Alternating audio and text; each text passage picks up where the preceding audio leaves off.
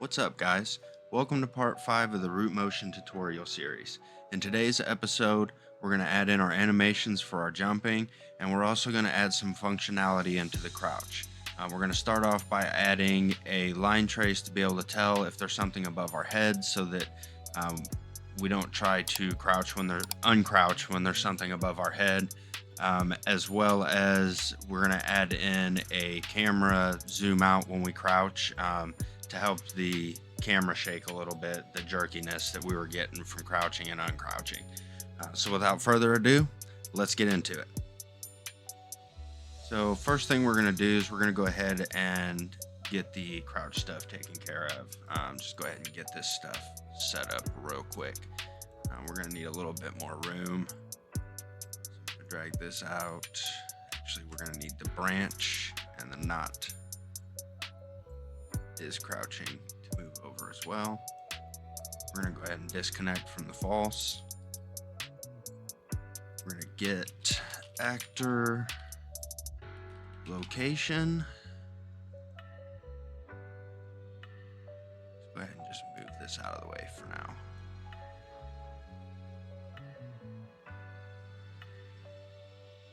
Get actor rotation.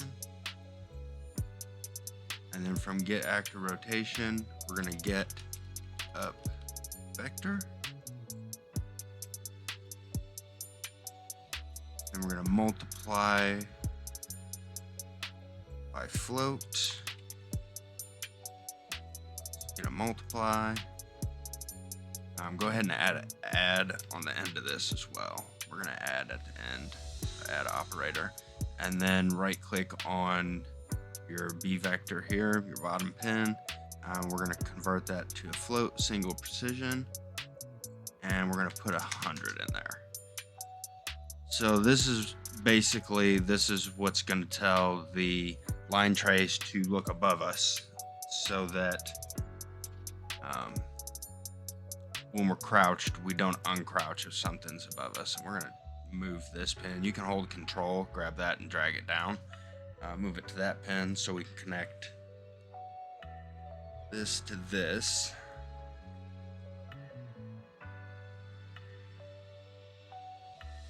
We're going to get a line trace by channel.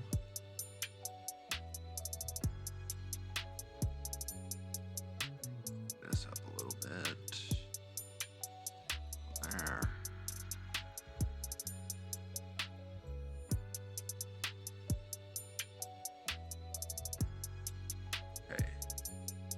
So, and our line trace by channel, we're going to connect that here. No, we're going to connect that to the false, I'm sorry. And then we're going to connect from the output. Nope. Need a branch, so we can connect our return value to our branch. So that way, if there is something, once the line trace hits,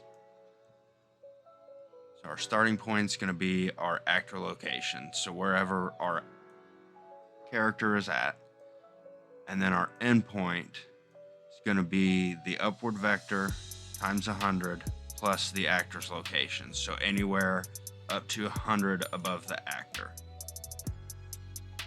And then we want to do the return value to the condition so that the line trace will tell if it's true, then we'll be able to uncrouch. And then if we hit compile and save on that, if you want to see your, sorry, I should have said something about that. If you want to see your collision capsule while we're doing this, click on your capsule component and just type in hidden and just uncheck hidden in game, and that's going to show.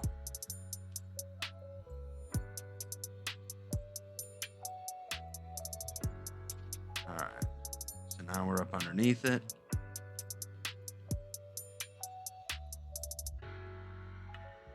Alright, so that's letting me crouch underneath it still. Event graph.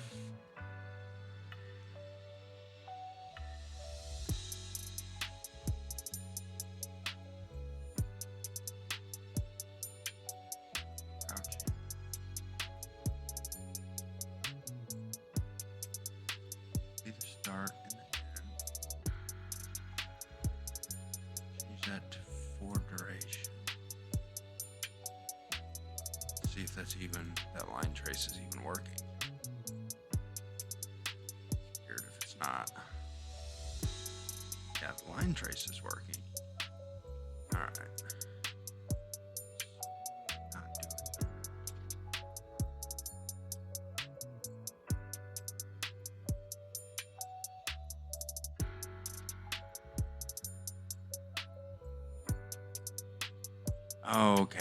Okay, I know what we're doing wrong here. I'm sorry.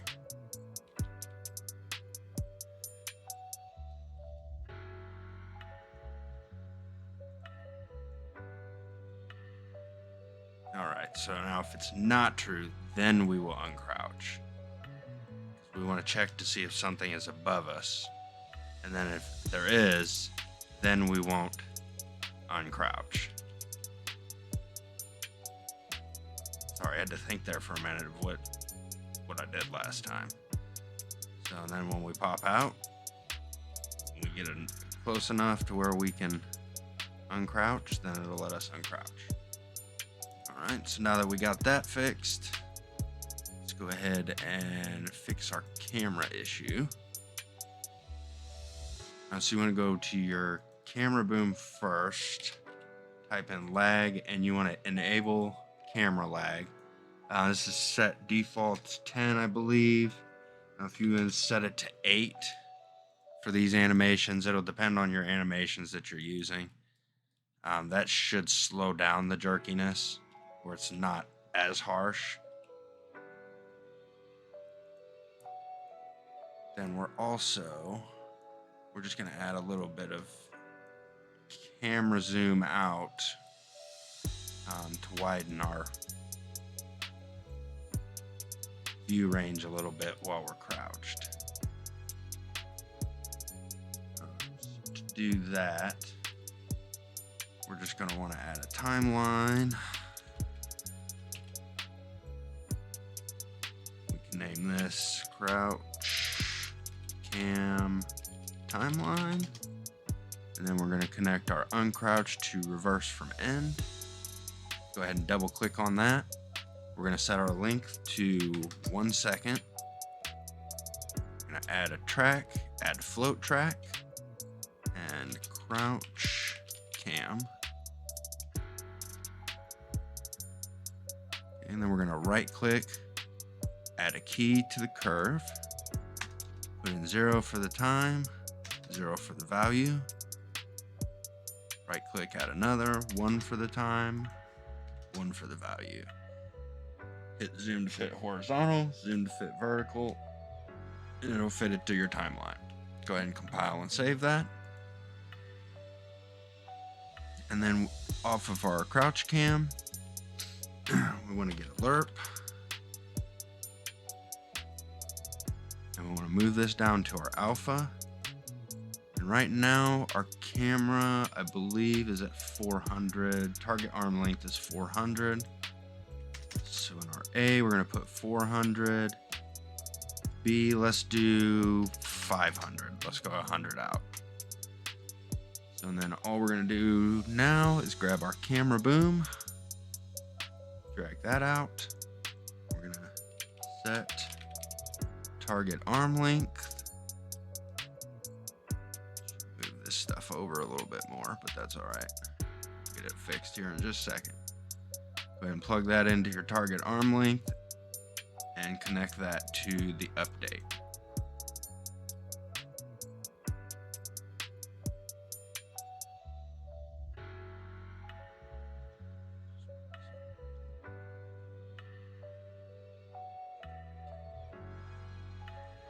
Now, go ahead and compile and save that. Now we should have, it's pretty smooth. I mean, you can still kind of tell that the camera's going up and down with the capsule, but the only way that I know of to fix that is instead of having your camera attached to your capsule, you can attach it to your mesh. So instead of having it basically attached to your capsule there. So if we do that, and then crouch. As you see, there's no up and down movement whatsoever. But the issue is once you get into a space like this, because of there being an object, the camera's not going to clip through the object, so then it moves your viewpoint way in on you. Which, I mean, and if that's something that you want, then that's, you know, by all means, go ahead and set it up that way.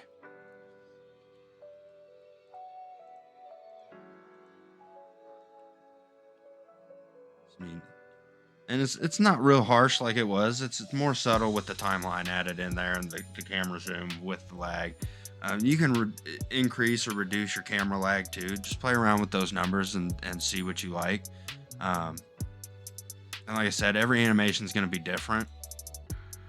So it just depends on your animations as well. Play around with the numbers, and I mean, you can kind of your vector numbers, you can kind of play with those on your distance here. This would be the number that you're going to change how high you're checking. So if we multiply by 10,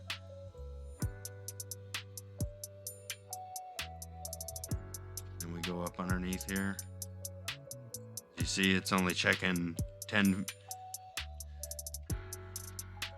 We're only going 10 up, so it's not high enough. But, you know, depending on your animations, your height may be a little bit different, so, you know, play around with it.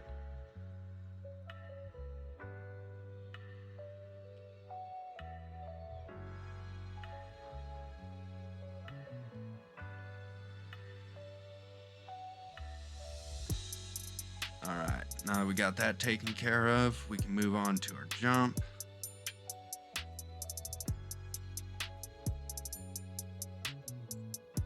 And let's go ahead and rearrange just a little bit.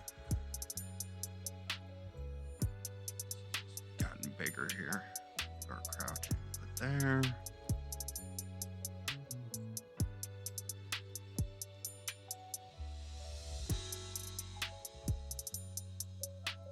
Jump and our sprint. There.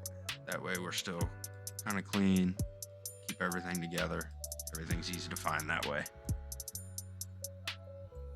Right. So our jumping. So first thing we need to do, we need to go to our event graph. So we set our is falling off of our is falling variable from our third person character blueprint when we did the crouching, I believe. Yeah, that way we wouldn't jump while we were crouched. So we need to set this up also to where it's going off of the falling variables for the movement component. Sorry, trying to figure out what I was thinking, but it wasn't coming out correctly. From our movement component, so we need to drag off from our character reference and get character movement, and you're going to have to scroll all the way down to get this. It's going to be down at the bottom.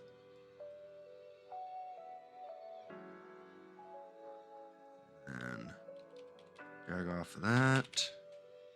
And we're going to get is falling. And this is going to be target is nav movement component. And then we're going to grab our is falling variable, and we're going to set that right here off of this.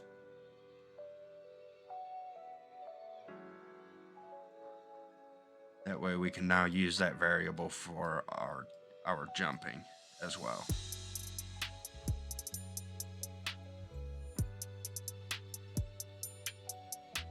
Hit Q.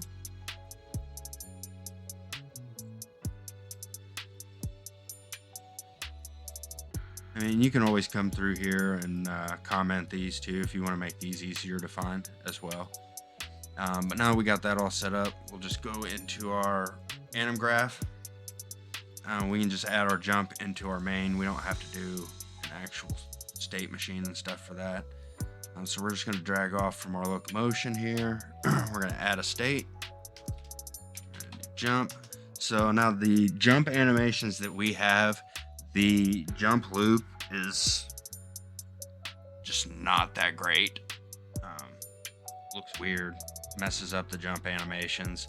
So we're just going to do, it's because of the way the animations are set up, the jump actually has a fall loop at the top of it. So it just messes up the animations in between, makes it look all weird and choppy. So for this, we're just going to do a jump, and we'll add in jump, do jump start,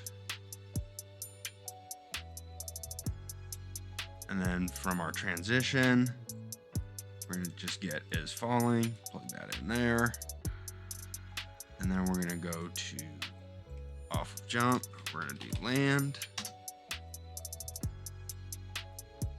Here, we're going to click on the transition.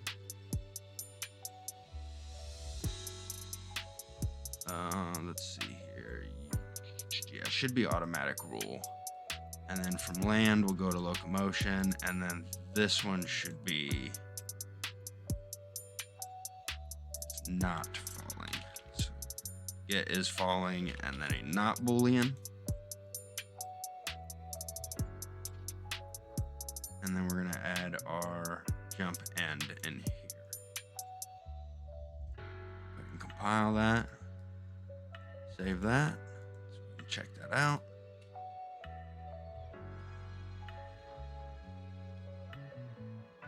All right, so we can jump. Our animations are working, but we're just jumping in place.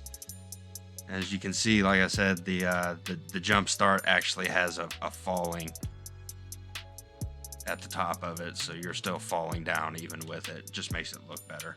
If you want to add in a jump, a jump loop in there, you can do that. So now that we got those working, but our jump, we're just not moving forward, we're going to fix that real quick.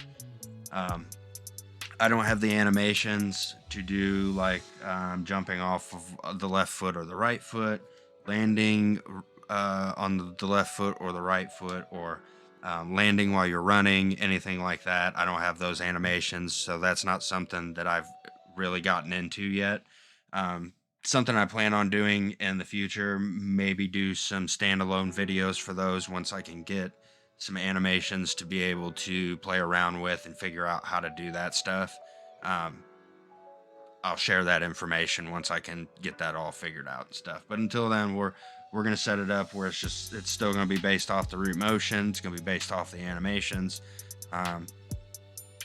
So we'll get to that part now. We'll go ahead and we're going to go back into our third person character blueprint, and we're going to need more space for our jump. So go ahead and just move that out of the way.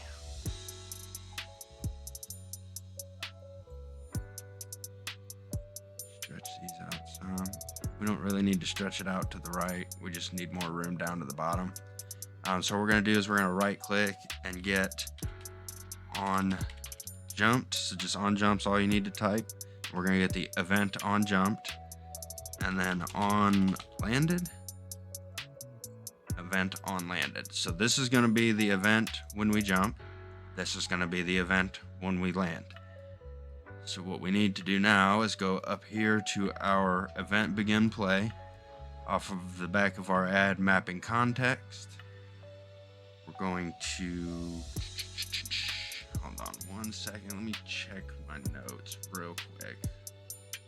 Make sure we do this correctly. Okay.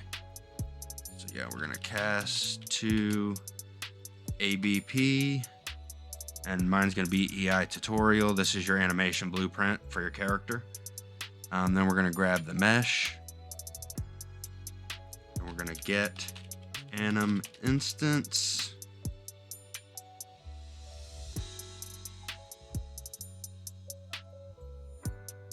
That into our object. I'm just going to move this stuff up here above it, and then we're going to right click on our as ABP, whatever you named your animation blueprint. We're going to promote that to a variable, and you can name it to whatever you want. I'm just going to leave it as ABP. I know that's the animation blueprint, so no really good reason for me to change that right now. Since we are doing a tutorial, you can name that whatever you'd like to name it though. So once we got that set up, then we're going to come back down to our on jumped event and event on landed. We're going to get our ABP, and then off of that we're going to set root motion mode. Go ahead and duplicate that up underneath it. Go ahead and connect that to the target. Top one's going to be ignore root motion. Bottom one's going to be root motion from everything.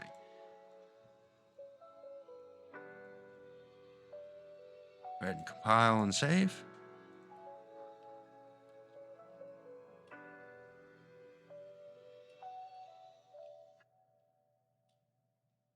And there you go. Now we're jumping forward. And all it does is it plays through the, see, and that's where we might, yeah, that's where the loop comes in handy when you're jumping and you're falling there. Let's go ahead and add that. I did add that into the animation, so it is there. But I'll show you what I mean. It's just weird. So let's go from here. We'll go ahead and delete this transition. We'll add a state. Connect this one. This transition will be automatic rule. This one will be is falling. And then we can add the loop. Jump loop default, and this is a loop, so we need to make sure that we loop this over here on the right side. So loop animation. I mean, it's not terrible looking, but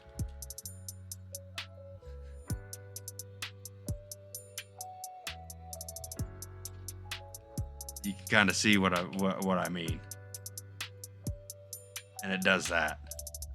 Which I don't understand why it does that. It's something with the animation. So if you have a, let's see, I don't think,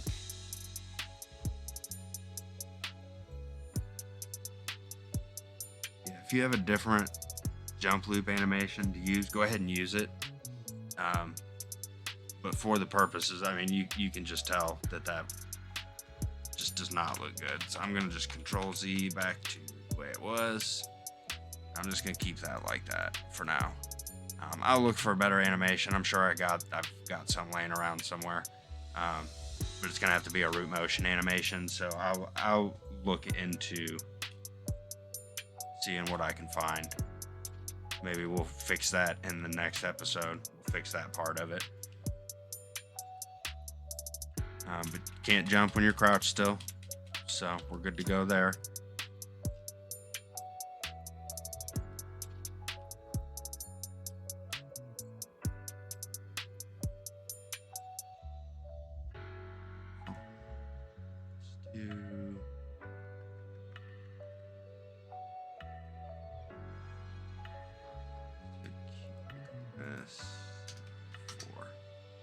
See what that does.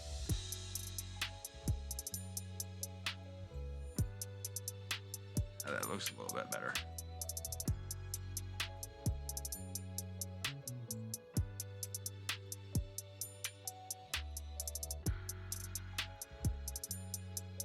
I hope you guys enjoyed the tutorial. Next episode, like I said, I'll go ahead and look for another loop animation that we can use. I'm sure I can find something. I don't want to use Mixamo stuff, but if we have to, I'll grab something from Mixamo. But other than that, we're all set for this episode. Our jump is added in. Next episode, I'm thinking the swimming. We'll go ahead and add swimming in. I'm going to provide the animations for those. I've got some swimming animations that I can provide. So I will provide those for you guys. That way you can keep following through the tutorial series. And then after swimming, I'm not real sure. Maybe ladder climbing. Maybe I'll do a pole. That's what I'll do. After the next video, I'll put a poll out this weekend and let it last till next weekend. And because I've got to do the tutorial for the digital cyberpunk style banner I got to do, and I got to do the grapple hook tutorial as well. Which, if you want to follow along the grapple hook tutorial with your enhanced input series project, you can do that. If you want to follow along with this project, everything that we're doing will work with the root motion. So you'll be able to follow that and add that to your project if you want to add a grapple hook to your project. So other than that, though, I appreciate all the support. I'll keep trying to do my best to, show you guys the easiest ways that I've found to do some of this stuff. If you guys got suggestions, by all means, let me know. Away Days was the one who made the suggestion about doing the trace to not be able to crouch when stuff's above you. So I figured, why not? It's something quick. I'll go ahead and add it in. So I appreciate all the support. I'll see you guys in the next video. Peace.